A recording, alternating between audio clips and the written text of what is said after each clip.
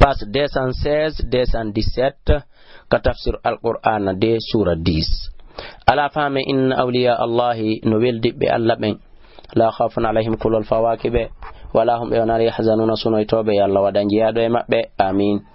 alladina ɓen amanu gomɗinɓe wa kanu ɓe laati yattaquna hiɓe hula allah lahum hina wodan ɓe albushra welo welo fil hayati dunya ka gurdan aduna wa fil akhirati kal akhirah la tabdila ala wattito li kalimatillahi daliyeji allah ɗin dhalika ko ɗum ɗo huwal fawzul azimun malal mawnu gangal yo allah malna ngal o koralal ngal amin wala yahzunka wata sunine qawluhum konguɗi maɓɓe ni innal izzata andu teddungal lillahi ko allah wodani jami'an ngal dendangal wassami kanko nano ala limu annuɗo ala fame inna lillahi ande ko allah jeyi ko allah wodani man fi samati dendangal kon ko kammuli wa man fil ardi kon kalidi wa ma yattabi'u alladhina jokkali ɓeɗo yadu'una on ɓe rewde min dunillahi ko hewta allah shuraka aka fidiɗɗi ɓe jokkali goɗɗum si wona mere in yattabi'una aygoy ɓe jokkali illa zanna si wona sikke wa in hum ɓe wonali illa yakhrusuna si wona hiɓe hotto fena huwa alladhi kanko allah woni on ja'ala lakum waɗan ɗon allah ila jemma on litaskunu fi yon deeƴu fi e makko fawto ɗon ɓuttinon deeƴon wanna hara waɗi ñallal ngal mubsiran yi'irngal ndaygugal inna fi dhalika ande woni e ɗum ɗo la ayatin manɗeji le qawmin onan ɓe yasma'una ɓeno nana ɓeno jento qalu ɓe wi wo ittakhadha allahu allah jogitike waladan ɓiɗɗo subhana laɓal wodani allah wal ghaniyu kanko ni galo law kanko wodani ma fi samati kon konko kammoli wa ma fil ardi kon konka leydi in indakum ala e jungo mo min sultani immorde dalil bi hada e konko won ɗon wolude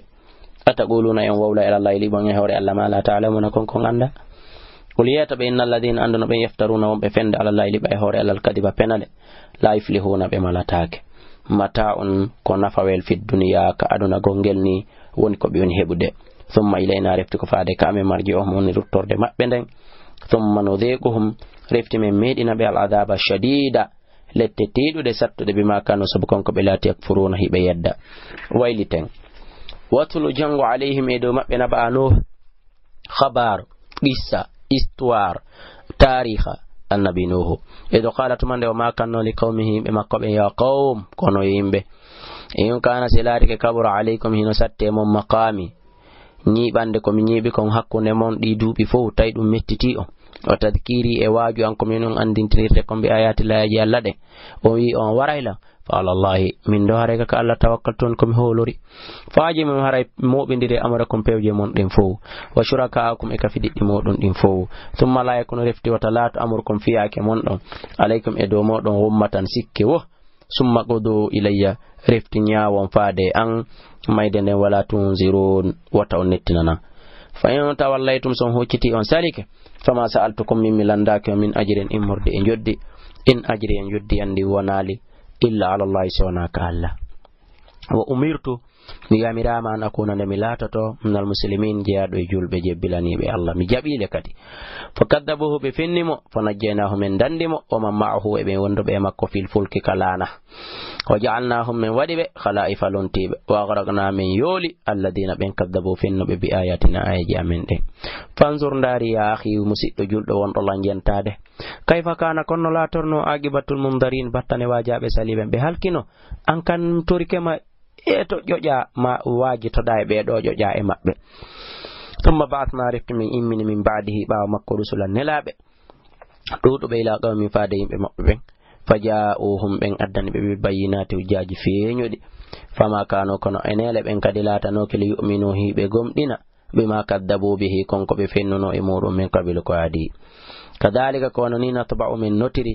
ala qulubil mu'tadin e dow ɓerɗe jaggutuɓe ɓen thumma ba'athna refti min immini min ba'dihim ɓawo ɓen ɗon kadi Musa wa Haruna